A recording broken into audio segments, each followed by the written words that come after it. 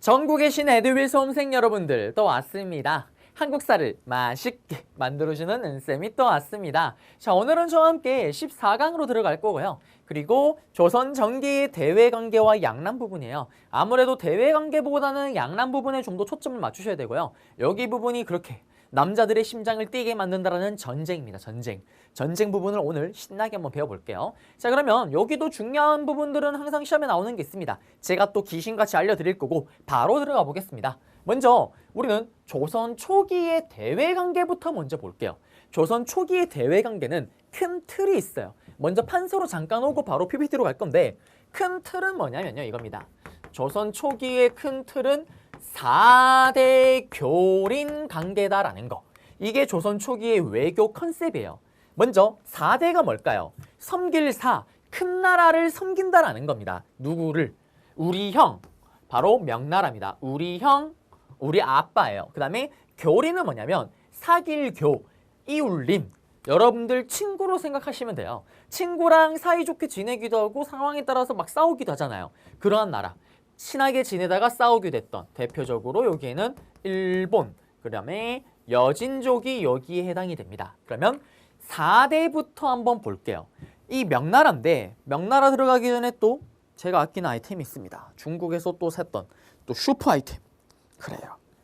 명나라가 되어줘야 됩니다. 명나라인데요. 이 명나라와 우리의 관계는 뭐라고 얘기를 하냐면 조공책봉 관계라고 기본적으로 얘기를 해요. 요거 큰 틀에서만 아시면 돼요. 조공책봉이라 그러면 여러분들 어떤 기분이 드세요? 왠지 모르게 연예인 조공 이런 단어 막 나오잖아요. 왠지 모르게 조공이라 그러면 뭔가 썩 좋아 보이진 않습니다. 이게 어떤 거냐면 이거예요. 형, 아버지, 아들이 왔쩡, 동생이 왔쩡, 놀러 왔쩡. 예를 들면 명나라 황제가 바뀌었대요. 명나라 황제의 아들이 태어났대요. 그러면 형, 내가 왔쩡, 아버지 축하해요. 선물 들고 놀러 가는 거예요. 조공을 갑니다. 또는 반대로 우리 조선의 왕이 바뀌었대요. 또는 조선의 왕자가 태어났대요. 그러면 또 가는 거예요. 그러면 가게 되면 어떻게 될까요? 우리가 한 100만 원치 선물을 가지고 가는 거예요. 그러면 명나라가 어떻게 할까요? 아버지의 마음, 어머니의 마음인 거예요. 100만 원을 가져왔는데 오, 고마워. 쓱 받고 입 닦으면 어떻게 돼요? 시래기입니다. 시래기. 여러분들 연휴가 되면 여러분들 부모님이나 아니면 여러분들 부모님들께서 여러분들 할아버지 할머니에게 선물을 가져가잖아요. 맞죠? 그럼 가져가게 되면 저도 마찬가지입니다. 저도 연휴가 하면은 할아버지 할머니 그리고 또 저희 부모님 선물을 사서 내려가잖아요. 내려가게 되면 어떻게 돼요?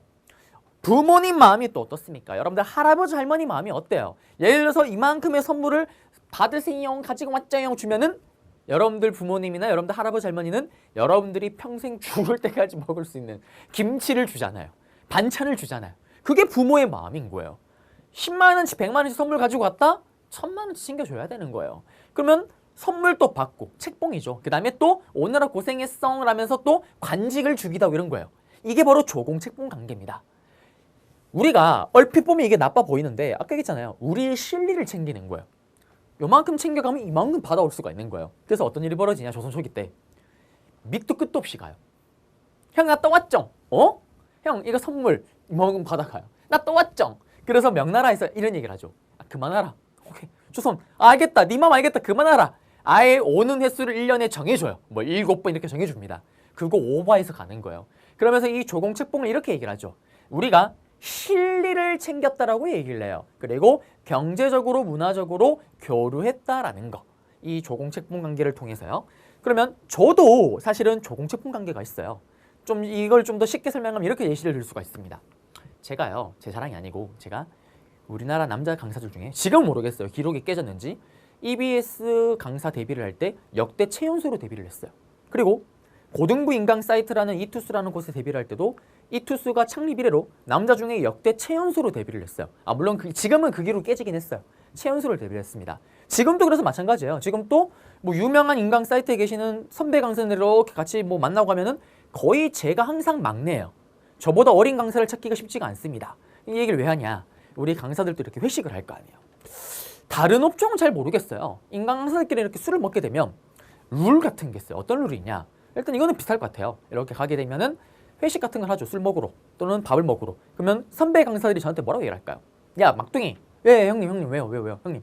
야, 동진아, 오늘 뭐 먹을래? 아 형님, 뭐 맨날 제가 먹고 싶은 거 먹습니까 형님? 오늘만큼은 형님들 먹고 싶은 거 먹으러 가죠. 그럼 뭐라고 할까요? 야 막내 안정해? 형님 제가 형님 그러면 소고기 먹으러 가는 거예요. 지글지글 맛있게 먹고 있습니다. 그때 제가 또 이런 말을 하죠. 형님들, 제가 양심이 있지 형님들. 벌써 제가 얻어먹는 게 지금 10번 넘게 얻어먹고 있습니다 형님. 이번만큼은 제가 쏘겠다고. 저 에드윌 데뷔했습니다 형님. 에드윌에서 소고기 정도 먹을 정도는 돈이 나옵니다 형님. 제가 이거 한번 쏘겠습니다. 그럼 또 형님들이 뭐라 할까요? 막내 죽을래? 네가 돈이 어디 있다고 쏘는데? 조용히 하고 빨리 고기나 맛있게 먹어. 알고 있어요. 절대 제가 돈을 내지 않을 걸 알고 있습니다. 그래서 선배님들 이렇게 만나러 갈 때, 형님들 만나러 갈 때 저는 지갑도 안 가지고 가요. 자, 이게 끝이 아니에요. 신나게 고기를 먹고 나왔습니다. 맛있게 먹고 나갔어요. 그러면 또 웃긴 게 모르겠어요. 다른 직종은 모르겠는데 우리는요 룰이 있어요. 이제 술을 먹고 있으니까 당연히 택시를 타고 집에 가야 될 거 아니에요. 그러면은 선배 강사님들이 지갑을 다 꺼내세요. 일괄적으로 다. 그러면서 지갑 안에 있는 현금을 다 꺼내요. 저한테 쥐어줍니다. 저는 아직도 이해가 안 돼요. 밤길이 위험하대요. 도대체 왜 위험한지 모르겠어요. 누가 날 잡아가는지 모르겠지만 제가 볼 때는 저는 이렇게 살도 없고 이렇게 말라서 새우잡이로도 쓸 수가 없는데 저를 왜 누가 데려가는지 모르겠어요. 그래서 되게 위험하대요. 막내는. 형님들 괜찮다고. 택시 정도는 제가 타고 갈 수 있다고. 막내 위험하다고. 돈을 다 쥐어줍니다. 이게 웃긴 게요. 이게 또 짭짤해요. 이게 특히 5만 원짜리가 생긴 뒤부터는 이게 몇 명한테 이렇게 받다 보면은 어떨 때는 강의할 때보다 돈을 더 많이 벌 때가 있습니다. 그러면 어떻게 되냐? 그걸 이렇게 받았어요. 그 다음에 제가 어떻게 할까요? 서울 사시는 분들은 잘 알 거예요. 서울이요. 교통이도 잘 돼 있어요. 밤에 심야버스가 다닙니다. 그럼 어떻게 2,000원 내고 심야버스 타고 가는 거예요. 집에 갑니다. 무사히. 그러면 그때 받은 돈으로 뭘 할까요? 그래요. 옷을 사 입는 거예요. 그래서 여러분들이 강의 때마다 바뀌는 저희 패션 이런 것들은 이렇게 생각하시면 돼요. 이 옷들은 다 뭐냐? 스타 강사들의 피땀 눈물 그 자체입니다. 이게 바로 조공책봉 관계예요. 저는 형님이 부르면 나갑니다. 형 내가 맞지? 그러면 어떻게? 착한 동진이 역시 멋진 후배 강사 책봉 인정을 받는 이런 체제가 바로 명나라와 우리의 관계였다라는 거. 큰 틀에서 잡아드렸어요. 이거 마시면 돼요. 그러면은 PPT로 잠깐 들어가 볼게요. PPT를 보시게 되면 태조 때 긴장 관계입니다. 이성계 때 정도전이 여동 정보를 주장했기 때문에 그래요. 그러다가 이방원 때 와서부터 우리가 아는 이 조공책봉 관계가 돌아가요. 그래서 보세요. 조공, 문화적 교류하고 선진문물을 수용했고요. 책봉, 우리가 왕으로서 인정받거나 어떤 행사가 있거나 이럴 때 세자를 책봉하려 이러면은 명나라로 중국으로부터 크게 인정을 받는 거예요. 그 다음에 수출과 수입품 이렇게 썼고 요거는 중요하진 않긴 해요. 근데 심화에서는 선지로 나와요. 정답이 된 적은 없어요. 동지사와 성절사 등 얘기 아까 얘기했잖아요. 매년 이렇게 사절단을 보내는 거예요. 조공책봉 간거해라고. 조공하고 책봉 선물 받아서 오는 거예요. 그거를 명나라로 보냈던 걸 동지사 성절사인데 이게 오답 선지로 들어가요. 일본으로 보낸 거에 이렇게 오답 선지로 들어갑니다. 그래서 요것들이 명나라구나 정도라는 거. 물론 기본 레벨에서는 아니고 심화 레벨에서긴 하지만 그래도 좀 기억해 주시면 좋겠고요. 그리고 이제 여진족입니다. 또 바빠요. 여진족은 또 써줘야 됩니다. 그래요. 저번처럼 큰 수염 같은 걸 뒤집어 쓰면은 제가 힘들기 때문에 그래요. 이러니까 또 무슨 김장하는 아주머니 같습니다. 우리 어머니 같은데요. 가볼게요. 4군 6진인데 여기도 판서로 한번 잡아볼게요. 자 보시게 되면 쭉쭉쭉쭉 이동을 하시면 교린입니다. 교린. 여기 보시면 이제 여진족부터 보는데 여진족 같은 경우는 이렇게 생각하시면 돼요. 뭐 좀 친하게 지내볼까 싶으면 자꾸 와서 깔짝깔짝 약탈을 합니다. 그래서 중요한 게 나오죠. 백성을 너무너무 사랑했던 세종대왕 때. 백성을 너무너무 사랑했던 세종대왕 때. 456. 흔히 말하는 4군 6진이라고 얘기를 합니다. 좀 이따 지도로 볼 거예요. 4군 6진을 김종서 장군을 통해서 개척하였다라는 거. 요거 찾으시면 끝입니다. 끝이에요. 그래서 여진족은 아까 친구잖아요. 친구랑 싸우기도 하잖아요. 친하게 지내다가 자꾸 깔짝깔짝 약탈하니까 가볍게 털러 가는겁니다. 4군 6진. 그러면서 중요한 건 이거죠. 세종대왕 때 와서 우리나라 지금의 한반도의 영토를 확립시켰다라는 거. 그게 누구다? 세종대왕이다라는 거 기억하셔야 되겠고요. 그리고 여진족을 또 달래주기 위해서 어떻게 하냐. 요거는 심하긴 해요. 무역소라는 거를 설치를 해요. 이것도 정답이 되진 않고 다른 문제 나올 때 오답인데 경성과 경원이라고 얘기를 합니다. 이 경성과 경원 지역에 시장을 만들어주는 거예요. 니들 필요한 거 있으면 와서 약탈하지 말고 니들 물건 가지고 갖다 팔고 그 다음에 필요한 물건 사서 가 라면서 무역수를 열어줍니다. 시장을 열어주는 거죠. 달래주는 거예요. 그리고 이거는 두드려 패로 광고고요. 강경책이고요. 그리고 이 여진과 관련된 또 스토리가 하나가 있습니다. 우리가 아는 이 세종대왕님이요. 유일하게 쌍욕을 먹은 정책이 하나가 있어요. 유일하게. 그게 뭐냐? 자, 생각을 해보세요.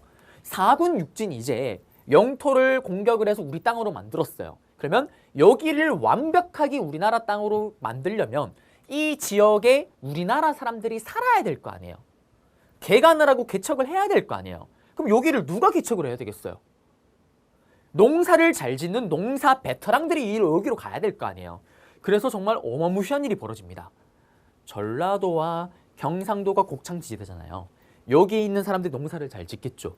여기에 있는 사람들을 강제로 이주시키는 거예요. 이거를 우린 뭐라고 하냐? 백성들을 이사시켰다. 민들을 이사시켰다라는 사민정책이 되는 거예요. 소름 돋지 않아요?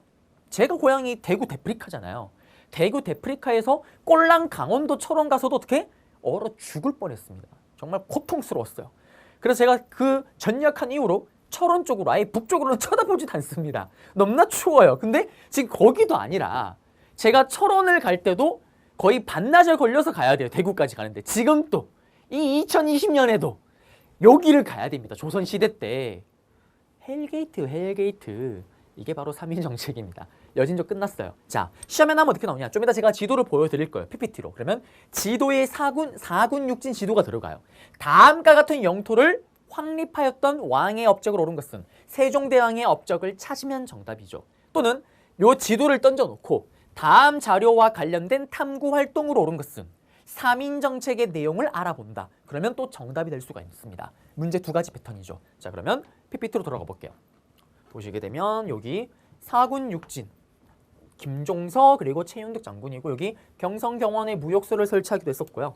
그리고 달래주기 위해서 어떻게 여진족들이 아예 귀화를 하게 되면은 기순장려, 귀화를 장려면은 뭐 땅도 주고요. 그 다음에 뭐 토관으로 임명하기도 하고 토착민들 뭐 여러 가지 혜택을 줬습니다. 뭐 중요한 내용은 아니고요. 그 다음에 중요한 건 이거 4군 6진에 따라서 3인 정책. 3남이 뭐냐면 밑에 전라도 경상도 일대를 얘기를 하는 거예요. 거기 있는 사람들을 이주시켰다라는 거. 지도가 이거 4, 5, 6 4군 6진. 이 지도 주고 물어볼 때 세종대왕의 업적을 찾으면 정답. 그 다음에 요 지도 주고 요거와 관련된 거는 3인 정책 찾으면 정답. 그리고 일본입니다. 일본은 또 가볼게요. 자, 버리고요. 바빠요. 아주 바쁩니다. 일본으로 가볼게요. 일본으로. 자, 일본은 또 써줘야 돼요. 그래요.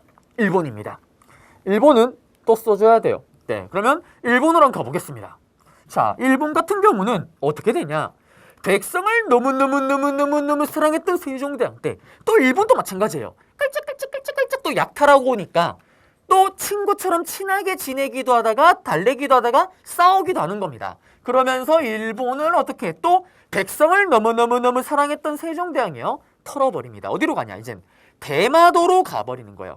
이 대마도가 똑같은 말로 무슨 말이냐면 스시마 섬이라고도 얘기를 합니다. 여기를 탈탈 털어버려요. 이때 털었던 장군이 누구냐면 이종무 장군이라는 장군을 투입해서 대마도를 점령합니다. 그리고 어떻게 툴툴 털어버리는 거죠. 그리고 나서 또 어떤 일이 생기냐? 이렇게 털어버리고 나니까 일본이 계속 우는 거예요. 형, 그래도 우리한테 좀 먹고 살 길을 좀 줘야죠. 똑같아요. 4군 6진도 설치했지만 무역서를 열어서 얘들을 달래주기도 하잖아요. 또 일본 외구 애들도 달래줘야 됩니다. 그래서 세종대왕 때 3개의 항구를 열어요. 이거를 삼포개항이라고 얘기를 합니다. 부산, 울산 뭐 이런 항구를 3개를 열어요. 그리고 나서 어떻게 하냐? 딱 3개만 열고 제약을 가니까 또 일본 애들이 들어올 수 있는 이 공간에 또 미친 듯이 들어오는 거예요. 그러니까 또 혼란스럽습니다. 그래서 이제 안 되겠다. 삼포를 연 건데 여기에 들어올 수 있는 건 배의 숫자라든지 아니면 들어올 수 있는 일본인의 숫자라든지 이런 것들을 제약을 갑니다. 세종대왕 때. 그거를 뭐라고 얘기를 하냐면 계해약조라고 얘기를 해요. 시험에는 여러분들은 사실 기본 레벨이잖아요. 이걸 여러분들 레벨에서 물어보진 않지만 그래도 심화까지 염두에 두진 않더라도 그래도 삼포개항이랑 개의 약조가 세종대왕 때 있었던 일이구나라는 정도는 아셔야 돼요. 플러스 이건 아셔야죠. 무조건. 대마도 스시마섬을 이종무 장군을 통해서 토벌하였다. 여기를 치고 들어갔다. 요 정도는 기억하셔야 돼요. 이거는 무조건. 이거와 이 사군육진은 기억 두 개를 하셔야 됩니다. 김종서의 사군육진, 이종무의 대마도. 요거는 기억을 하셔야 돼요. 자, 그래서 여기까지 잡아드렸고 이렇게 또 제약을 가하니까 경계를 정하고 받아오는 걸 제약을 가하니까 조광조가 있었던 중종 때 삼포회란, 그 다음에 우리 인꺽정이 활동했던 을사사화가 일어났던 명종 때 을묘외변이 일어나기도 했다라는 거. 좀 빼겠습니다. 이걸 오래 못 쓰겠네요. 호흡이 부족합니다. 그래서 여기 내용 잡아드렸고 이제 다시 본문으로 한번 가볼게요. 여기 지우고 이제 일본으로 한번 가보겠습니다. 일본은 여러분들이 보시게 되면 세종 때 이종무 장군의 대마도 정벌, 스시마섬을 털어버렸고요. 그 다음에 교역에 대한 통제 불만인데 이 대마도를 점령하고 나서 부산포, 제포, 영포 3포인데 부산이랑 울산이랑 창원을 열었어요. 세 개 항구를. 털어놓고 징징대니까 알았다. 여기서 장사해. 물건 필요한 거 사. 그러니까 어떻게? 모자라요. 자꾸 많이 들어옵니다. 애들이. 일본 애들이. 통제도 안 되고 이러니까 개해 약조. 제한되게 걸어놓는 거죠. 그러니까 어떻게? 불만이 가득 차면서 여기 있는 것처럼 삼포회란 을묘외변. 여기 있네요. 삼포회란 을묘외변이 일어났고요. 그러면서 요걸 계기로 이제 비변사가 만들어지는데 이거는 다음 시간 때 배울 거예요. 그래서 여기 일본과의 스토리 잡아드렸고 여러분들이 심화가 아니긴 하지만 우리 기억나세요? 고려 말에도 스시마섬을 정벌하러 간 아저씨가 있었잖아요. 누구? 박위. 이분은 고려 말이고 조선시대 때는 이종무다라는 거. 그리고요. 동남아시아입니다. 여기 같은 경우는 ryugu, 오키나와 쪽이고요. 시암, 타이, 인도네시아 이런 쪽은 중요한 거 없습니다. 이런 쪽은 토산품들 지들끼리 가지고 와서 우리가 오느라 고생했죠 라면서 옷감이나 문방구 같은 거 챙겨줬다라는 거. 중요한 내용 없습니다. 그리고 넘어갈게요. 그리고 이제 이거는 큰 틀에서 있는 건데 넘어가고요. 그 다음 이제 임진왜란입니다. 임진왜란은 좀 잡으셔야죠. 그리고 또 임진왜란은 또 우리나라 사람이라면 또 임진왜란 정도는 알아야 됩니다. 아마 이게 화질이 꽂아서 잘 안 볼 텐데 걱정하지는 않습니다. 왜냐하면 여러분들 교재에 다 있는 내용이고요. 그리고 어차피 제가 또 판서로 잡아드릴 거니까. 자, 그러면 일본과의 우리의 스토리 임진왜란 한번 들어가 보겠습니다. 먼저 임진왜란의 배경이에요. 배경은 시험에 나오진 않습니다. 이때 배경이 누구냐? 바로 도요토미 히데요시죠. 그러면 또 설레지 않나요? 도요토미 히데요시가 되어줘야 됩니다. 바빠요. 아주 바빠요. 도요토미 히데요시입니다. 그래요. 도요토미 히데요시입니다. 이 도요토미 히데요시가 당시 일본이 전국시대라 그래서요. 엄청나게 분열되어 있던 시기예요. 중국으로 치면은 춘추 전국시대와 똑같다라 보시면 됩니다. 이거를 통일하는 거예요. 우리 앞에서 많이 봤잖아요. 한 세력이 통일을 하게 되면 어떻게 됩니까? 공공의 적이 사라지게 되면 지들끼리 싸우잖아요. 지들끼리 내부 분열이 일어나요. 이때 제일 좋은 게 뭘까요? 시선을 딴 데로 돌리는 거예요. 무슨 말이냐? 여러분들이 학창시절에 반애들끼리 싸우고 해서 반애들끼리 사이가 너무 안 좋은 거예요. 근데 갑자기 그때 옆반이랑 축구 대항전이 벌어진대요. 그럼 이제 어떤 일이 생겨요? 일단 싸우는 거 잠깐 멈춥니다. 그리고 어떻게? 일단 옆반부터 이겨놓고 시작을 해야 되는 거예요. 또 우리로 치면 이거잖아요. 예를 들면 우리나라 축구 대표팀이 경기를 너무나도 못하고 있는 거예요. 경기를 할 때마다 국가대표 대항전 할 때마다 맨날 지고 있는 거예요. 그럼 어떻게? 수많은 악플들이 달리기 시작을 합니다. 감독의 전술이 엉망이니 어쩌니 막 달리기 시작을 해요. 근데 갑자기 중국이 뜬금없이 중국 애들이 허허허허 한국 애들 축구 대박 못한다. 기분이 어때요? 갑자기 확 더러워집니다. 왜? 아니 까도 우리가 까야 돼요. 맞죠? 까도 우리가 까야지 남이 까면 기분 나쁜 거예요. 일단 이게 바로 단결력입니다. 무슨 말이냐? 안에서 도요토미 히데요시가 일본을 통일하고 나니까 내부 분열이 생기니까 이거를 시선을 딴 데로 돌리고 싶은 거예요. 그게 어디냐면 우리였던 거예요. 조선입니다. 그러면 전쟁을 일으키려면 명분이 있어야 될 거 아니에요. 명분이 뭐냐? 시험에 나오진 않아요. 이런 말도 안 되는 소리 합니다. 야, 조선아. 내가 니들을 치르는 게 아니라 중국 명나라 느형을 치러 가려고 하는데 배로도 가긴 하지만 육로로 좀 가야 되겠다. 그래서 니들 길 좀 빌려 쓸게라는 말도 안 되는 멍텅구리 같은 소리를 합니다. 이게 지금으로 치면 이거잖아요. 갑자기 옆집에 이사가 왔어요. 띵동 띵동 띵동. 왜 그러세요? 아, 옆집에 새로 이사 왔는데요. 아, 저희 집 공사 때문에 그런데 당신네 집에 들어가서 좀 잠깐 당신네 집을 좀 써도 될까요? 미쳤습니다. 제정신이 아니에요. 지금 그 소리 하고 있는 거예요. 당연히 거부를 하자마자 준비했던 군대를 끌고 들어옵니다. 그러면서 스타트 되는 게 바로 임진왜란이에요. 그러면 임진왜란이 여러분들 기본 레벨에서는 시험이 어떻게 출제가 되냐? 뻔해요. 임진왜란 설명이 막 들어가요. 임진왜란이라는 힌트를 다 줍니다. 뭐 난중일기 나오고요, 뭐 징비록 나오고요, 이순신 장군이 나오고 다 나와요.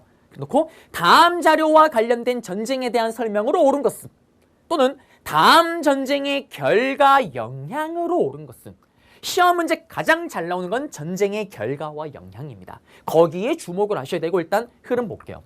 우리는 일본이 쳐들어오자마자 어떻게 됩니까? 시작과 동시에 부산을 털려요. 그리고 시작과 동시에 한 달 만에 서울을 털립니다.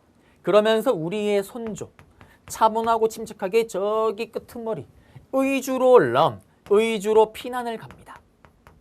그러면 우리가 이렇게 일본에게 털털털털 털렸던 이유가 있어요. 왜? 일본은 뿅뿅뿅뿅뿅뿅 조총을 쏘는데 우리는 아직도 활을 쏘고 있었던 거예요. 그래요. 그러면 여기서 또 활을 꺼내줘야 됩니다. 그래요. 또 이런 활을 꺼내줘야 되는 거예요. 이런 활을 꺼내줘야 됩니다. 그래서 어떻게? 또 활을 또 쏴줘야 돼요. 예전에는 제가 한 번은 처음 이걸 쓸 때는 이렇게 앞으로 당겼어요. 근데 이제는 그렇게 당기지 않습니다. 옆으로 당깁니다. 이게 생각보다 빨라요. 앞으로 한번 쐈다가 저게 앞에 고무 마킹이 되어 있거든요. 실수로 저렇게 세게 날아갈 줄 몰랐던 거예요. 쐈는데 어떻게? 그래요. PD 머리 이마에 팍 그대로 꽂힌 사건이 있었습니다.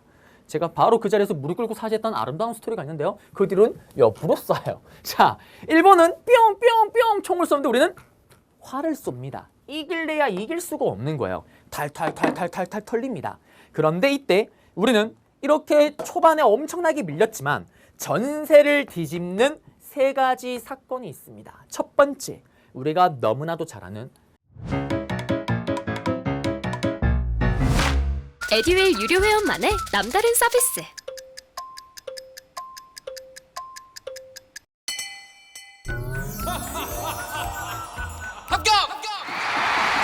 합격하고 돈도 받는 혜택.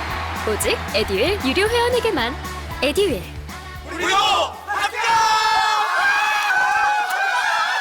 국가적인 영웅, 모든 사람이 존경한다라는 이순신 장군님의 맹활약.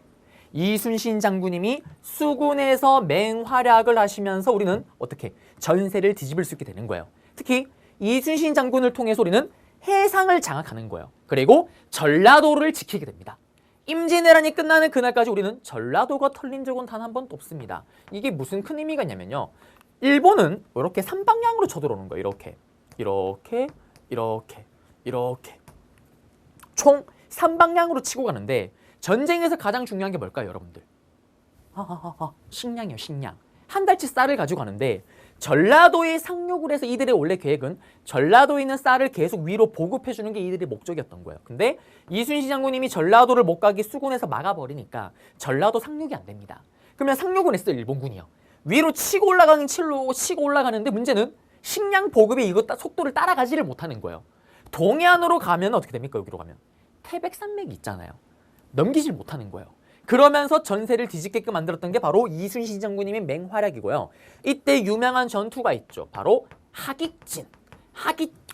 바로 하깃진. 펼쳤던 한산도 대첩입니다. 여기서 또 승리를 거뒀다라는 거고요. 그 다음에 이순신 장군님이 쓰셨던 유명한 책이 시험에 단독으로 나오는 난중일기가 있고요. 그러면 난중일기, 한산도 대첩, 샬랑샬랑 꼴랑꿍, 임진왜란 관련된 걸 찾으시면 정답이고요. 두 번째는 전세를 뒤집는 게 뭐냐면 또 의병의 맹활약.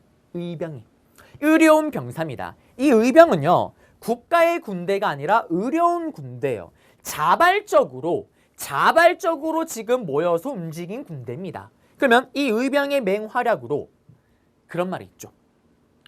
똥개도요, 자기 홈그라운드에서는 50점 먹고 들어간다는 얘기를 합니다.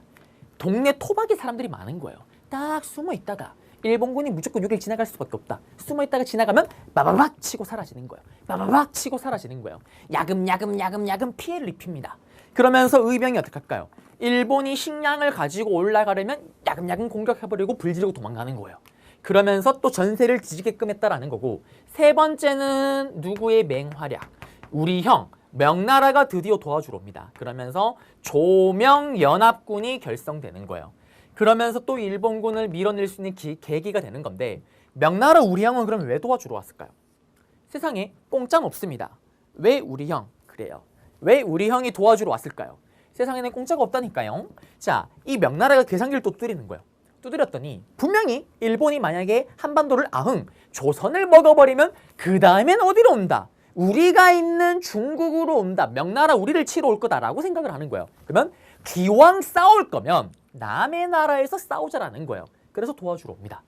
그러면서 이때 이순신 장군님 외에도 맹활약했던 게 뭐냐면 진주성에서 대승을 거뒀던 진주대첩을 이끌었던 김시민 장군님, 그 다음에 권율의 그 유명한 행주대첩, 시험에 김시민의 진주대첩, 권율의 행주대첩 이런 것들이 들어갔을 때도 임진왜란이구나 라는 걸 아시고 푸셔야 돼요. 그리고 권율의 행주대첩을 직후로 일본이 큰 충격에 빠집니다. 여기서 패배하면서 큰 어떻게 보면은 자신감을 잃었다랄까요? 그러면서 전쟁을 좀 그만하고 싶은 거예요. 중국 우리형 명나라도 마찬가지입니다. 그러면서 휴전협정에 들어가기 시작을 해요. 이 휴전협정이 거의 3년 가까이 이어져요. 3년 가까이. 임진왜란이 전쟁이 7년짜리 전쟁입니다. 근데 중간에 3년 정도 휴전협정이 들어갑니다.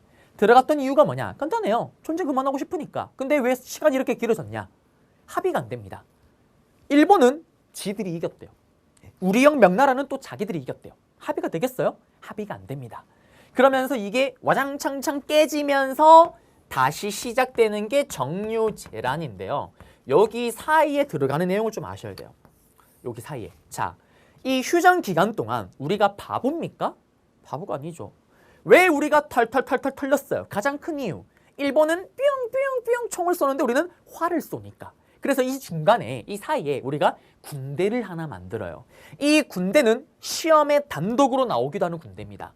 그 군대 이름이 뭐냐면 훈련도감이라는 군대를 만들어요. 여기는 총을 쏘는 포수, 가장 큰 문제가 됐던 포수를 기릅니다. 그 다음에 원래 있던 칼을 쏘는 살수, 활을 쏘는 사수, 이 세 개의 군대로 구성된 삼수병 체제라고 얘기를 합니다. 그리고 이들은 국가에서 월급을 주는 직업군인이에요. 월급을 받는 직업군이니까 항상 대기하고 있는 상설군대겠죠. 끝났습니다. 시험에 나오면 어떻게 나올까요? 제가 설명한 게 제시문 다 들어가는 거예요. 임진왜란 도중에 만들어진 군대다. 보수, 사수, 살수, 삼수로 구성된 삼수병 체제다. 월급 받는 직업군인이다. 다음에 설명하고 있는 군인은 이 훈련도감 찾으면 정답, 오답으로 별무반, 삼별주 이런 것들이 들어가겠죠. 또는 훈련도감 이름 빼놓고 그냥 설명 딱 주고 다음 자료에서 설명하고 있는 군대에 대한 내용으로 옳은 것은 임진왜란 도중에 창설되었다. 이런 거 찾으면 정답이겠죠. 삼수병 체제였다? 찾으면 정답입니다. 이렇게 훈련도감이 단독으로 나오기도 하는 거고, 또는 임진왜란 때 있었던 사건으로 옳은 것은 했을 때 훈련도감이 창설되었다. 찾으면 정답이 되겠습니다. 그리고 휴전이 되면서 의주로 피난 갔던 선조가 돌아오기도 하는 거예요. 그리고 요거는 나중에 또 하나 잡아드리겠지만 소고군 체제라는 게 등장하기도 하는데요. 요거는 여러분들 기본 레벨에서는 그냥 넘어가셔도 무방합니다. 제가 나중에 다다음 강의 때 다시 한번 잡아드릴게요. 그러다가 합의가 안 되면서 결국 다시 시작되는 게 바로 정유재란이에요. 그러면서 이때 어떤 일이 생기냐? 천안, 지금의 천안 삼거리 직산전투라는, 천안에서 직산전투에서 우리가 승리를 거두고요. 그리고 영화로도 개봉했었던 천만영화 명랑, 그리고 이때 도요토미 히데요시가 또 죽습니다. 여기 명랑에서 죽는 게 아니고요. 자기는 일본에서 죽어요. 그러면서 이 도요토미에서 죽자 어떤 일이 벌어질까요? 우리 앞에서 많이 봤잖아요. 총사령관, 주인공이 죽으면 게임 오버입니다. 일본군이 퇴각을 하는 거예요. 그러면서 우리는 마지막 전투를 치르게 되죠. 그 전투가 그 유명한 이순신 장군님의 나의 죽음을 적에게 알리지 마라. 바로 노량해전입니다. 노량해전을 끝으로 임진왜란이 끝이 났다라는 거. 그러면 시험에 나오면 어떻게 나옵니까? 지금 훈련도감 단독으로 나온다 그랬고요. 이러한 것들을 제시문에 둥 던져놓고 다음 자료와 관련된 전쟁에 대한 설명으로 옳은 것을 했을 때 이제 그러게요. 칠판이 모자랍니다. 여기 끝에 써야 되는 임진왜란의 결과 영향을 찾으시면 정답이 돼요. 그러면 결과 영향을 요거 지우고 PPT로 복습을 좀 해놓은 후에 다시 결과 영양을 따로 써드릴게요. 그렇습니다. 항상 느끼지만 에듀윌의 지판은 저희의 판서를 감당하지 못하고 있습니다. 원래는 제가 글씨를 더 크게 쓰는데요. 에듀윌이 실판이 작아서 글씨가 좀 작아진 거예요. 원래는 더 큽니다. 글씨가요. 자, 그러면 한번 복습 들어가 볼게요. 자, 보시게 되면 전개 과정입니다. 전개 과정을 보시면은 왜군이 들어왔어요. 자, 왜군이 들어올까요? 부산진이 털리고요. 그 다음에 여기 신립이라는 장군의 충주 탐근대 전투가 있습니다. 이게 초기 전투예요. 심화 같으면은 시험에 이걸 제가 이렇게 보시면 이걸 왜 이렇게 내냐면 심화는요. 요 순서 흐름을 물어봐요. 문제가 정말 치졸하죠. 기역, 니은, 디귿, 리을에서 한 4개를 사건 던져놓고 올바르게 순서대로 배열한 것은 이게 원래 공무원에 나오는 스타일인데 심화는 그렇게 나오는데 기본은 그렇게 나오진 않습니다. 그렇지만 뭐 순서대로 가자면 신립 장군 얘기가 나와요. 이게 오답 선지로 나머지 들어가는데 이 전투가 왜 유명하냐면 이 신립 장군이 명장이에요. 명장. 여진족을 털었던 장군입니다. 근데 어떻게 일본이랑 싸우기 위해서 어떻게 하냐면 일본이 총을 쏘니까 너무 무섭잖아요. 자꾸 조선의 군인들이 도망을 가는 거예요. 그래서 그 유명한 배수의 진을 칩니다. 그게 뭐냐면 배, 내 배 등 뒤쪽에 물을 끼고 방어를 하는 거예요. 그럼 내 뒤에 물이 있기 때문에 적이 오면은 도망가고 싶어도 뒤로 가면 강입니다. 물이에요. 어차피 졸로 가도 죽는 거예요. 끝까지 버팁니다. 근데 문제는 이게 여진족과 싸울 때는 상관이 없는데 이 일본과 싸울 때는 총을 쏘니까요. 그냥 완전 그냥 서 있는 거예요. 타켓이. 여기서 거의 전멸을 해버립니다. 그게 충주 탕금대 전투예요.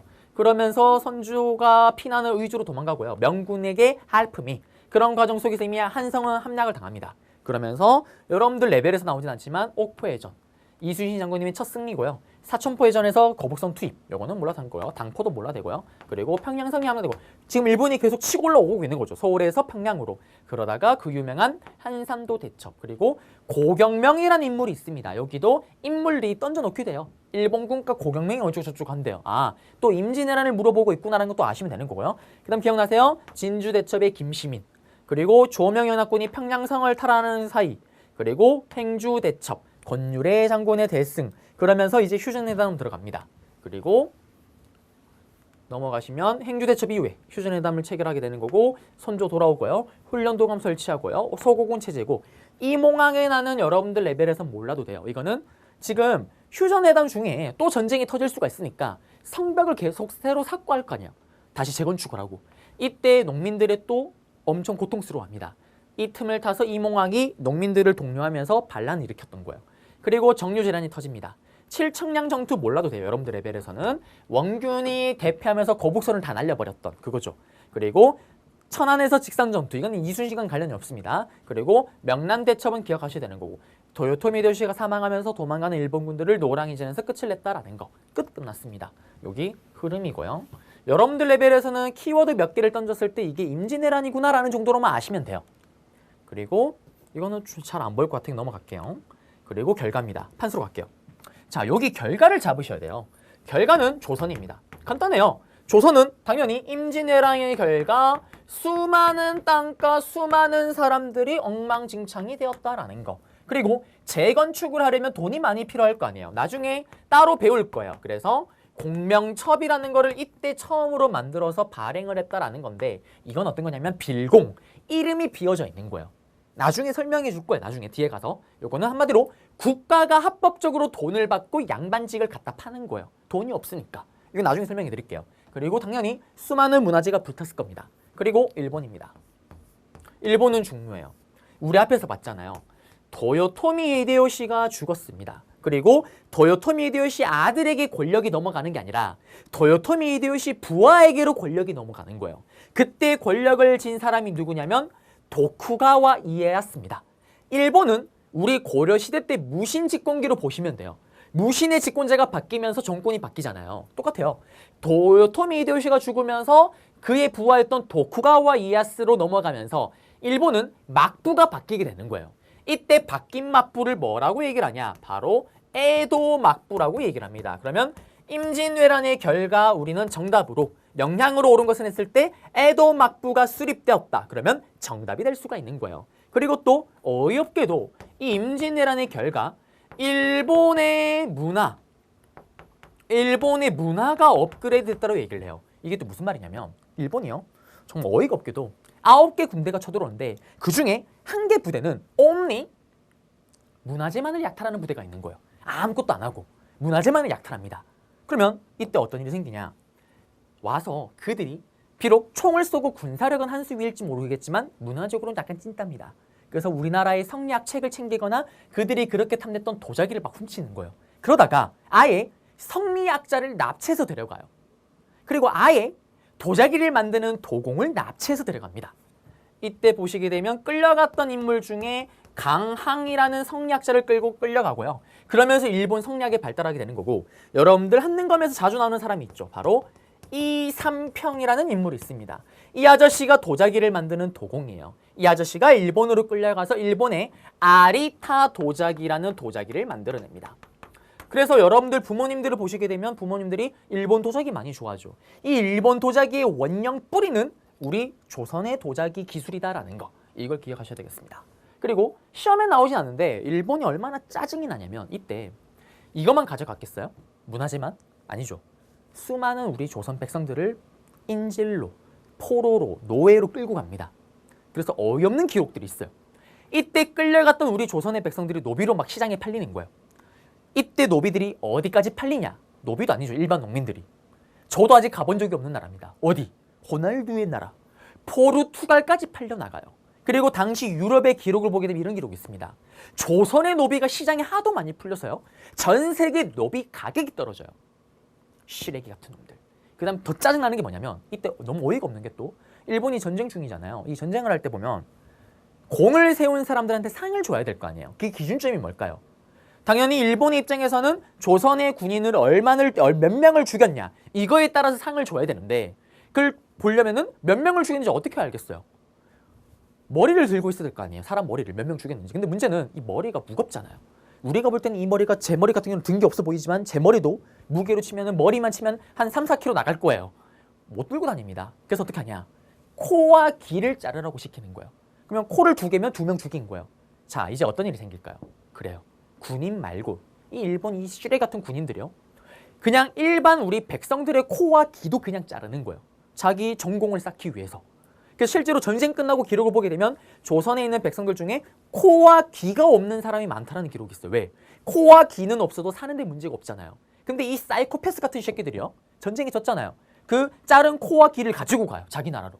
그래서 일본에 지금도 무덤이 있습니다. 코 무덤, 귀 무덤이라고. 마음에 하나도 안 들어요. 이런 놈들이고요. 그 다음에 중국 갑니다. 명나라입니다. 사실 우리 형이 정말 어이가 없어요. 우리 형이요. 우리를 너무 도와준 나머지 힘이 쭉 빠집니다. 나라가 망하는 힘만 남았어요. 힘을 쭉 뺀 나머지 이 틈을 타서 누가? 조금 이따 계속 배우겠지만 여기에 있는 여진족이 이 틈을 타서 힘을 키웁니다. 왜? 전 세계 우리 동아시아 역사를 통틀어서요. 중국, 일본, 우리나라 이 동아시아 최강국 3개국이요. 풀 전력으로 제대로 작심하고 싸운 게 임진왜란이 거의 처음이자 마지막이에요. 풀 전력으로 대놓고 싸운 게. 이거를 여진족이 보고 있는 거예요. 얼마나 신나겠어요. 어머 잔인하다. 어머 저 화려한 기술. 어머 저런 엄청난 전략. 어쩌라면서 이 틈을 타서 여진족은 자기 부족을 통합합니다. 그리고 이들이 후금이 되는 거예요. 그러면서 이때 명나라가 쇠퇴하고 여진족이 강성해졌다. 요거 정답이 될 수가 있습니다. 이제 감이 오시죠. 임진왜란이 나오게 되면 이걸 물어보는 거예요. 여러분들 레벨에서는. 에도 막부가 수립, 일본의 문화가 발전하였고 성리학자, 도자기를 만드는 이상평을 납치해서 들어갔고요. 그 다음에 명이 쇠퇴하고 여진족이 강성해졌다. 그리고 제시문 박스에는 징비록이라는 책이 등장하게 돼요. 요거는 제가 앞에 설명 안 했기 때문에 지금 설명해 드릴게요.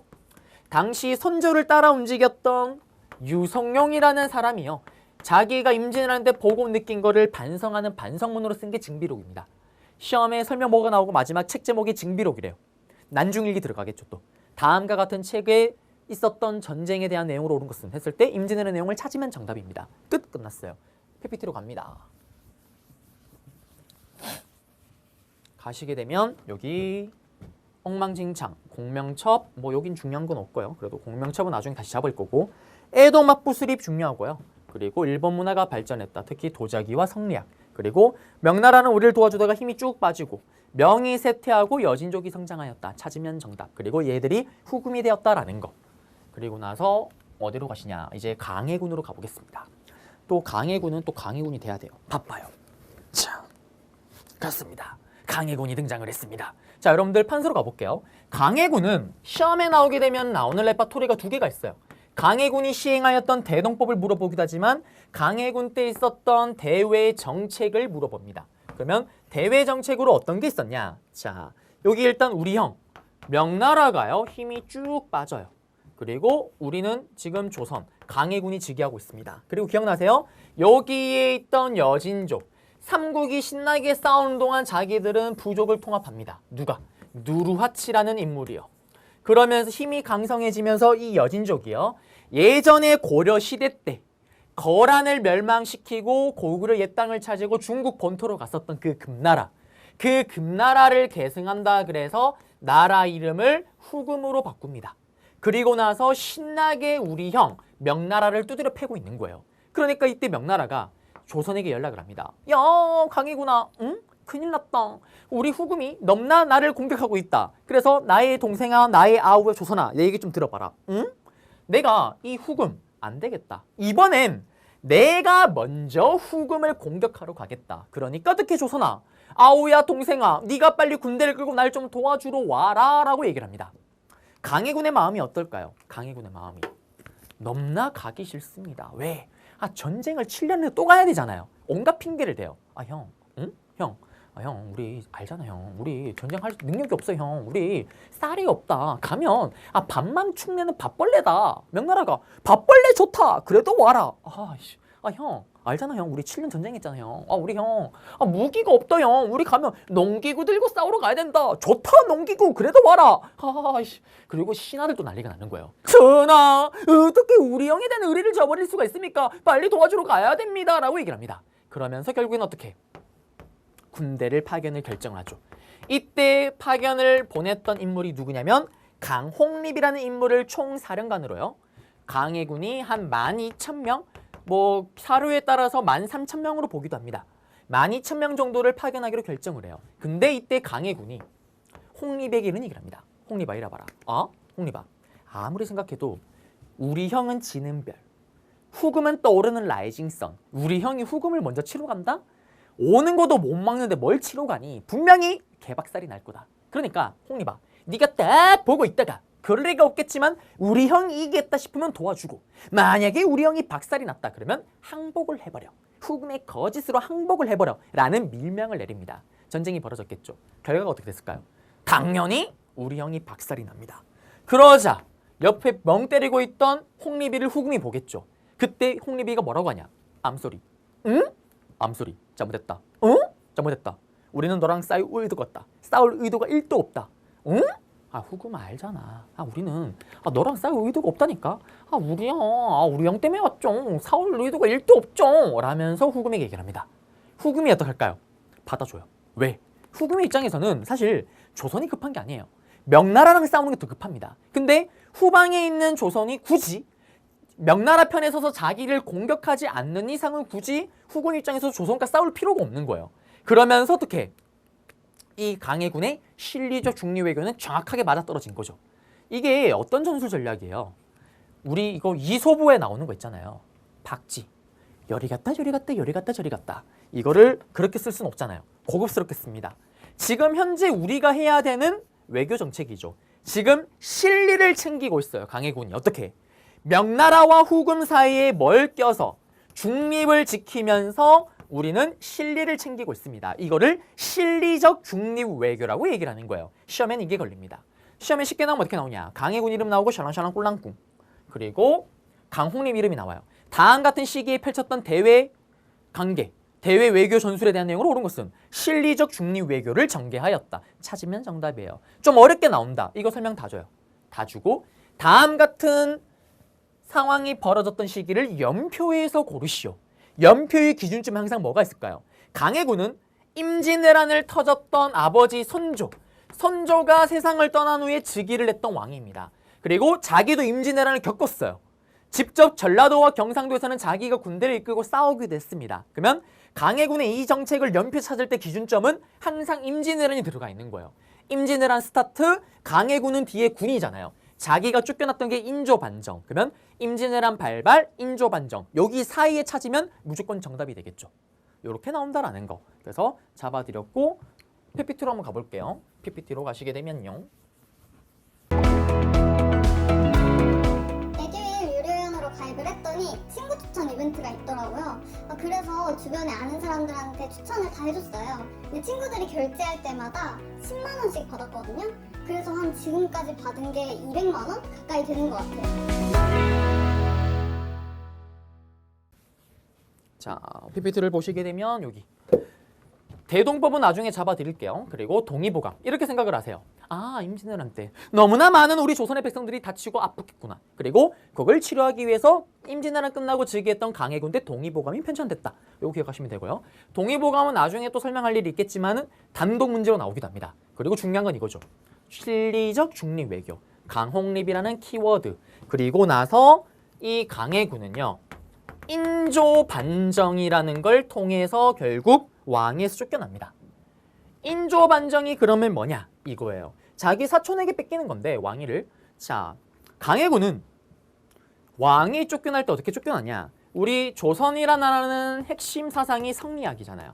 그냥 쫓아내는 게 아니라 성리학에 맞췄을 때 강해군이 희대의 쓰레기라는 이유로 쫓겨납니다.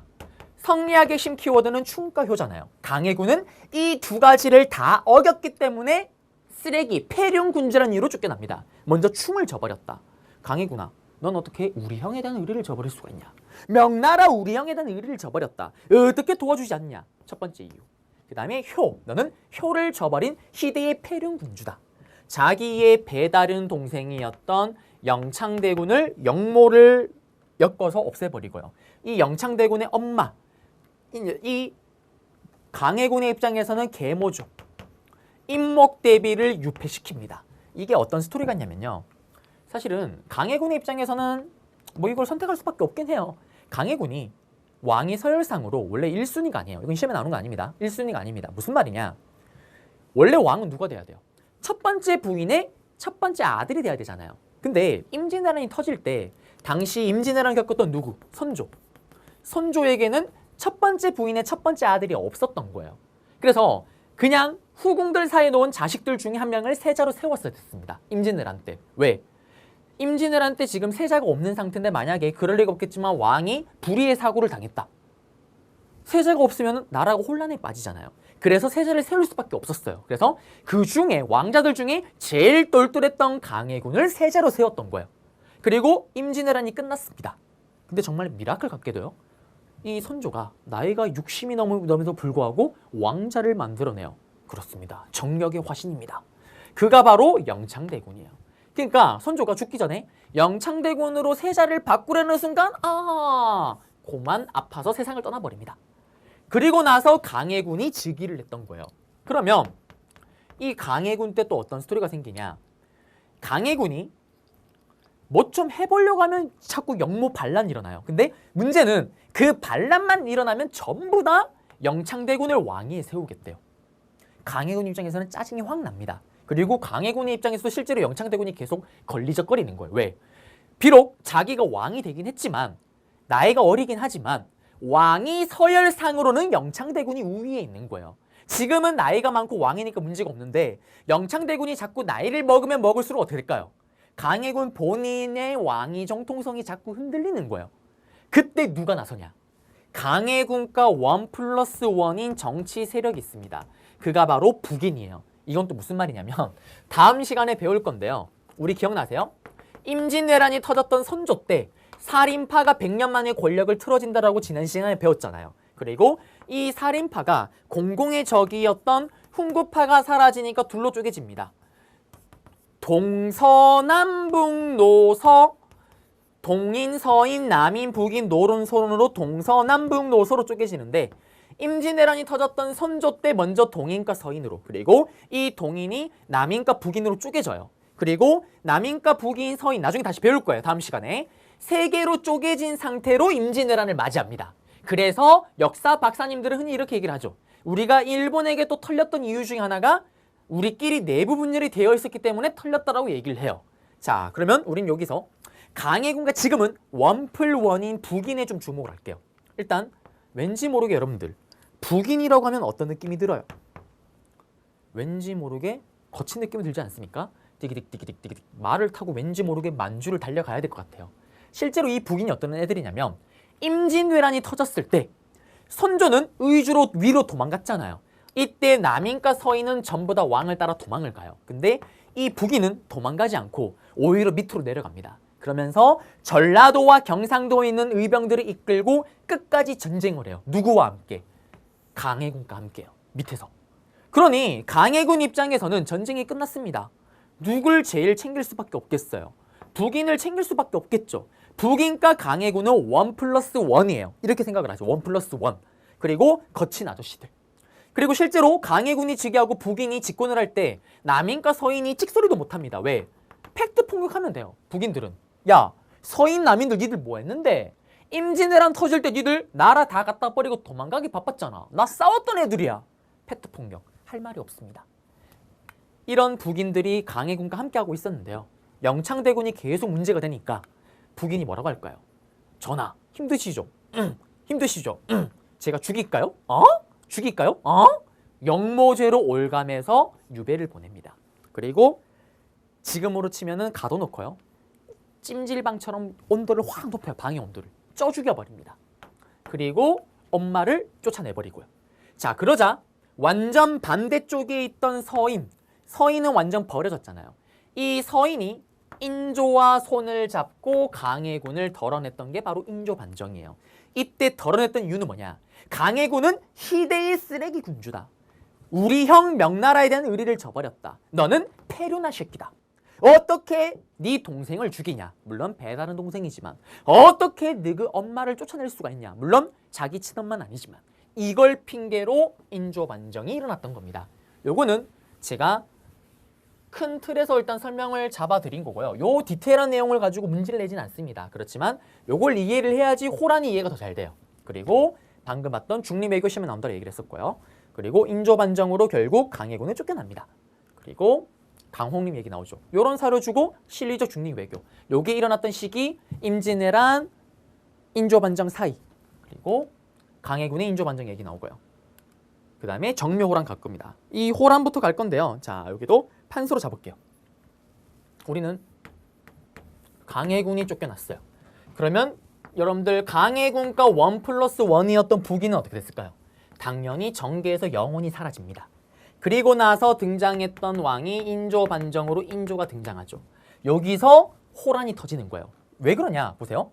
인조는 본인이 왕위에 오른 이유가 뭐예요? 본인이 왕위에 오른 이유가 앞에 있는 강해군이 우리 형에 대한 의리를 저버렸다는 이유로 본인이 왕위에 올랐잖아요.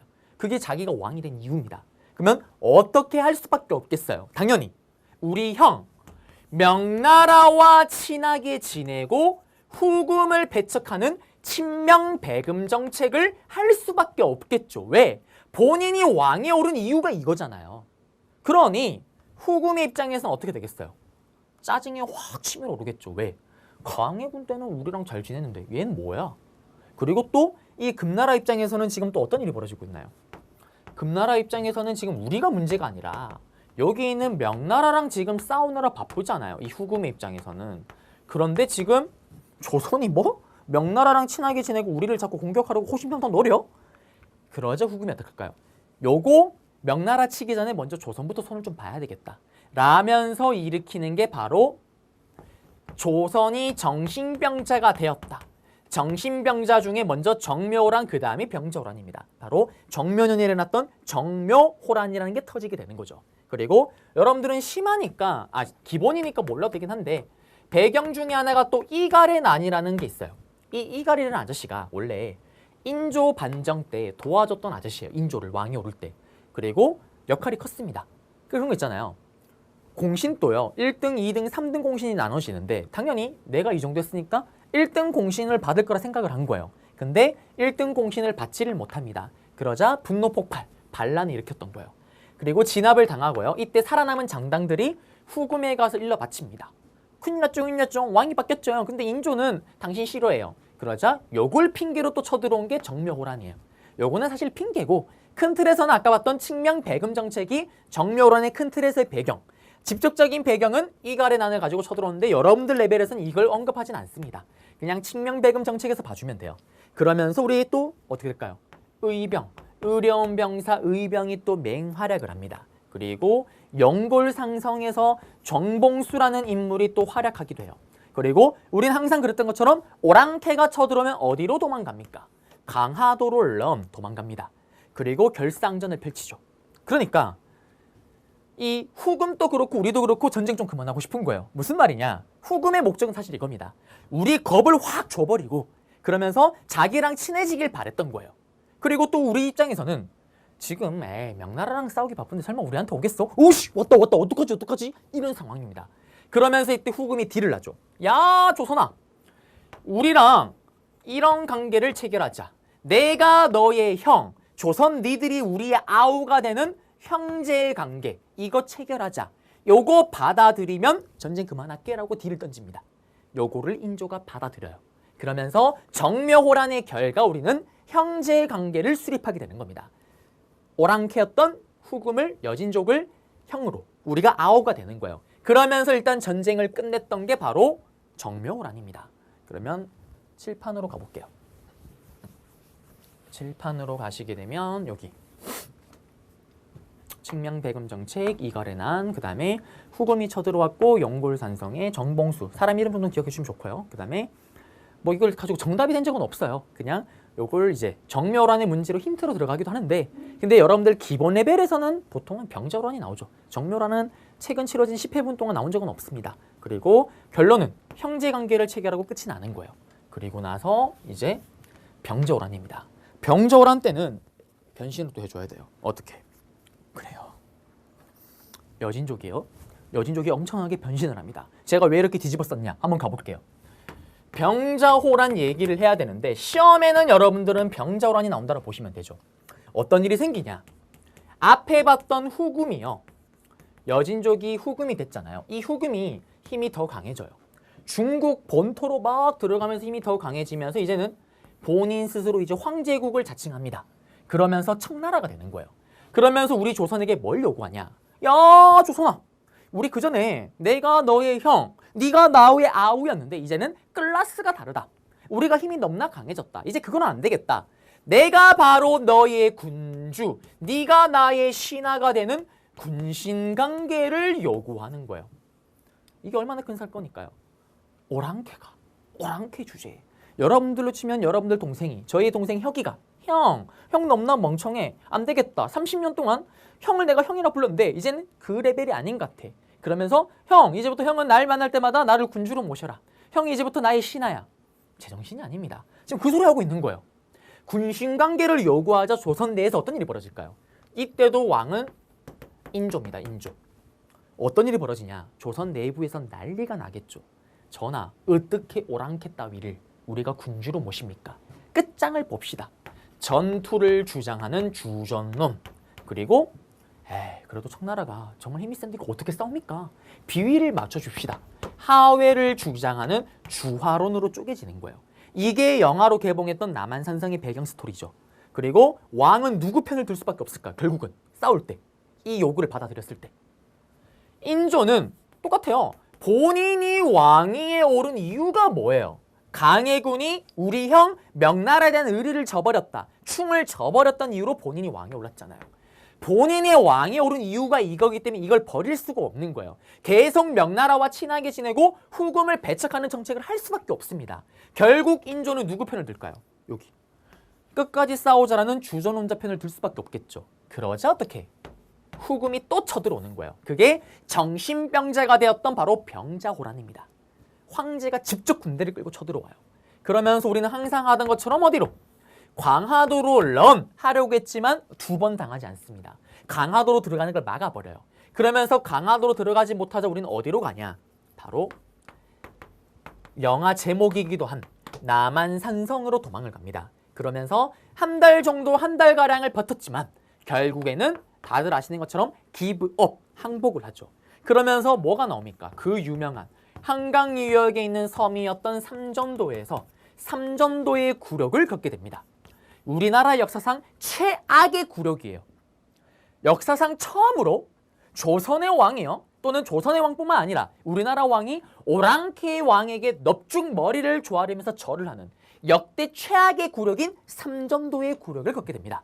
그러면서 병자호란은 끝이 나는 거예요. 그러면 시험에 나오면 어떻게 나오냐? 제시문에 군신관계를 요구했고요. 또는 싸우고 있대요. 이걸 어떻게 할지 놓고 막 대화가 나와요. 다음 자료와 관련된 전쟁에 대한 사항으로 오는 것은 또는 남한산성 키워드가 나왔습니다. 또는 청나라가 쳐들어왔대요. 남한산성에서 싸우고 있대요. 다음 전쟁과 관련된 내용으로 오른 것은 했을 때 여러분들은 병자호란의 결과의 영향 여기를 보셔야 돼요. 그럼 뭐 결과 영향이 어떻게 될까요? 자, 이 전쟁의 결과 우리는 청나라의 요구를 다 들어줘야 될 거 아니에요. 기부업 했잖아요. 항복을 한 거예요. 그러면 이거의 결과 우리는 어떻게 됩니까? 청나라와 무슨 관계? 군신 관계가 체결되었다라는 것 정답이죠. 그리고 이때 아직 명나라가 망한 게 아니에요. 우리는 청나라의 군주를 모시면서 명나라를 이제 버리게 되는 거예요. 그리고 또 이거의 결과 다른 말로 똑같은 말이에요. 청의 내정 간섭이 강화되었다. 이 말이랑 똑같은 말이죠. 정답이 될 수 있습니다. 그리고 이때 우리 둘 왕자, 인조의 2명의 왕자가 인질 볼모로 청나라로 끌려갑니다. 끌려가요. 그리고 끝까지 전투를 주장했던 주전론자도 다 끌려갑니다. 그리고 거기서 죽임을 당하기도 하죠. 그리고 중요한 거, 이 전쟁이 끝나고 나서 우리의 나라에서는 2가지 흐름이 생겨요. 어떤 흐름이 생기냐? 이겁니다. 첫 번째, 이런 젠장 빌어먹을 저 적보다는 어랑깨들이 우리가 틀렸다. 이거 복수하겠다. 부셔버리겠다. 이런 마인드. 그 다음에 또 하나, 오랑캐지만 쩐다. 너무나 대단한 것. 배울 건 배워야 되겠다. 이런 마인드. 좀 더 쉽게 설명을 해볼까요? 자, 여러분들이 제 수업이 끝나고요. 특히 남학생분들 집에 가고 있어요. 집에 가는데 갑자기 초등학교 1학년 여러분들 부르는 거야. 형, 뭐야 초딩? 왜? 무슨 일인데 초딩? 왜? 뭐 엄마 잃어버렸니? 아, 형, 그게 아니라 형, 가진 거 있으면 좀 돈 좀 내봐요. 지갑 좀 줘봐요. 초딩 1주제. 뭐야 얘? 뭐 죽을래? 뭘 돈을 하는 순간 그 초딩 1이랑 어떻게? 여러분이랑 한 판이 붙은 거예요. 그러죠 어떻게? 그럴 리가 없겠지만 여러분들이 초딩에게 털린 거예요. 그러면서 어떻게? 초딩에게 돈을 다 뜯긴 겁니다. 강탈을 당했어요. 그럼 이제 어떤 일이 벌어집니까? 너무나 쪽팔립니다. 이건 어디 가서 얘기도 못해요. 집에 가면서 어떻게 혼자 집에서 울고 있습니다. 그러면서 2가지 생각을 하겠죠. 첫 번째, 이런 초딩 죽여버린다. 내가 방심했다. 잡아내야지. 2번째, 초딩이지만 쩐다. 너무나 쩌는 거. 그러면서 이렇게 초딩을 찾았어요. 학교 앞에 기다리고 있으면서 초딩이 나오면서 초딩 이리 와봐. 그러면서 초딩 너 죽여버리겠다. 복수하려는 거. 이게 첫 번째. 그걸 뭐라고 하냐? 바로 오랑캐를 정벌하자. 북쪽으로 가자. 북벌론이 등장합니다. 반대로 오랑캐지만 배울 건 배우자. 초딩 왜요? 또 돈 주려고요? 아, 그게 아니라 이리 와봐. 형이랑 베스킨 한번 가자. 베스킨 아이스크림을 사주는 거예요. 그러면서 물어보죠. 초딩, 너 어제 나한테 걸었던 그 암바 어떻게 한 거니? 너무나 훌륭한 기술이더라. 오랑캐지만 배울 건 배우자. 초딩이지만 배울 건 배우자. 북쪽의 학문을 배우자라는 칠판이 딱 요만큼만 더 있으면 정말 완벽한데 아쉽네요. 북학론 이런 것들이 제기된 게 언제다? 지금 위에다 썼지만 원래는 여기 밑에다 써야 되는 거죠. 바로 병자호란의 결과 영향이다라는 거.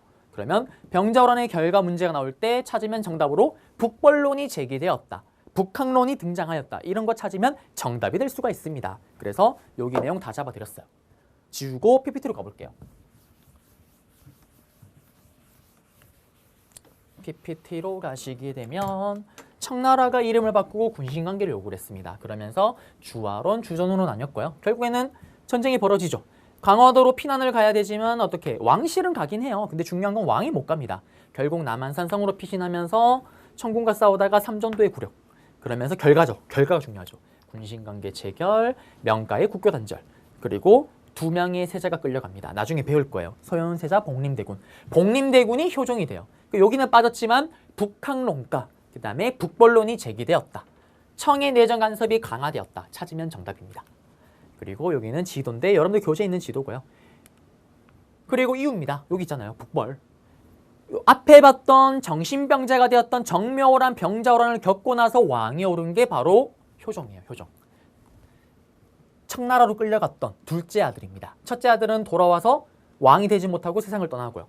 효종이 왕이 오르면서 자기의 스승이었던 송시열과 함께 아버지의 복수를 하겠다. 북벌을 외칩니다. 물론 효종이 죽으면서 다 끝이 나고요. 청나라는 힘이 너무 강해서 건들 수가 없습니다.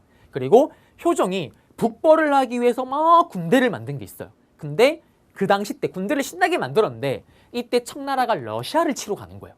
러시아를 치러 가니까 우리에게 요청을 합니다. 니들도 군대 보내. 근데 군신관계가 체결되면서 우리는 청나라가 군대를 요청하면 무조건 보내야 되는 거예요. 보냅니다. 그게 나선정벌이라고 있어요. 이게 효종 때 있었던 일입니다. 그러면서 두 차례의 전투가 치러지는데 조총부대가 나가서 큰 승리를 거뒀다라는 거고요. 여기 북학론 제기 요 얘기 해드렸죠. 요거는 나중에 또 시락 가서 다시 한번 얘기해 드릴게요. 북쪽양문 청나라의 문물을 받아들이자. 여기 이어졌다라는 거고요. 그리고 나선정벌 또 효종 때 일입니다. 효종 때 일. 그리고 간도 문제인데 요거는 그거만 아시면 돼요. 자, 말로 넘어갈 겁니다. 이거는 간단해요. 장희빈을 사랑했던 숙종 때, 다음 시간에 배우는 장희빈을 사랑했던 숙종 때 백두산 지역의 경계를 정하자면서 백두산 정계비를 세웠다라는 거. 오랑캐였던 만주족들, 여진족이죠. 여진족이 이제 중국 본토로 다 들어갔잖아요. 명나라를 멸망시키고. 그러고 나면서 여기 지역에서 우리나라랑 조선의 농민들과 여진족들 애들끼리 어떻게 영토 분쟁이 자꾸 벌어지는 거예요. 그걸 잡기 위해서 장희빈을 사랑했던 숙종 때 백두산 정계비를 세웠다. 요것만 기억하시면 돼요. 그냥. 그리고 넘어가서 양난 이후의 일본과의 관계입니다. 요거는 기본이면은 여러분들이 사실 몰라도 되긴 한데 강해군이 즉위하자마자 임진왜란 끝나고 즉위하잖아요. 즉위하자마자 기후약조라는 걸 체결해요. 요거는 강해군 때 있었던 일이다라는 거. 요건 나중에 혹시라도 여러분들이 심화를 준비하시면은 이게 강해군 때 있었던 일이라는 걸 좀 아셔야 되긴 하는데 기본 레벨에서 몰라도 되긴 해요. 근데 임진왜란 끝나고 그렇게 사이가 나쁠 텐데 이걸 왜 체결했냐? 일본이 계속 우리한테 무역을 할 수 있는 공간을 열어달라고 얘기를 합니다. 우리 입장에서는 안 하는 게 맞잖아요. 근데 이걸 왜 했냐? 이걸 들어주는 대신에 우리가 포로로 많이 끌려갔다 그랬잖아요. 우리 백성들이. 그리고 막 노비로 팔리고 있습니다. 그들을 데려오기 위해서 일본과 어떻게 보면 딜을 한 거죠. 그게 기후약조였고요. 그리고 일본이 문화적으로는 우리보다 처집니다. 군사적으로는 모르겠지만. 그러면서 시험에 단독으로 나오는 거. 조선통신사를 계속 보내달라고 요청을 해요. 왜? 임진왜란 끝나고 중국은 일본이랑 상종을 안 해요. 명나라는. 그러니까 어떻게 이들이 문물을 받아들일 수 있는 길은 우리밖에 없습니다. 계속 요청을 하는 거예요. 그래서 우리가 외교 사절단으로 조선통신사를 보냅니다. 한 번 보낼 때 한 300에서 500명, 기록으로 봤을 때 한 12번 정도를 보냈다고 얘기를 해요. 일본의 쇼군이 누구냐면 도쿠가와 이에야스처럼 무신의 최고 집고자, 막부 넘버원.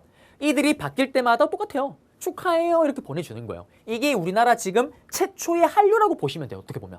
한류의 원조? 이때 갈 때 300명, 500명 중에 누가 가냐? 그림을 잘 그리는 사람, 노래를 잘하는 사람, 춤을 잘 추는 사람 이런 사람 같이 따라가는 거예요. 그럼 우리도 보면 우리나라 아이돌이 외국에 나가서 호텔에 묵게 되면은 막 사람들 팬들이 막 줄 서 있잖아요. 똑같아요. 줄 서 있습니다. 그림 한 장 받아보려고, 노래 한번 들어보려고. 이런 식으로 조선통신사. 그 다음에 요것도 하나 기억하면 끝이에요. 자, 우리 기억나세요? 장희빈을 사랑했던 숙종 때 백두산 정계비. 장희빈을 사랑했던 숙종 때 안녕복 아저씨가 독도는 우리 땅이라는 걸 인정받았다라는 거. 끝났습니다. 독도 얘기요. 그리고 여기 보시면 조선통신사. 이렇게 해서 먼 길을 갔다라는 거. 네. 그러면 여기까지 잡아드렸고요. 저는 또 다음 강좌에서 이제 계속 이어서 조선 후기 정치부터 해서 또 시작을 해보겠습니다. 그러면 저는 다음 강좌에서 찾아뵙도록 하겠습니다.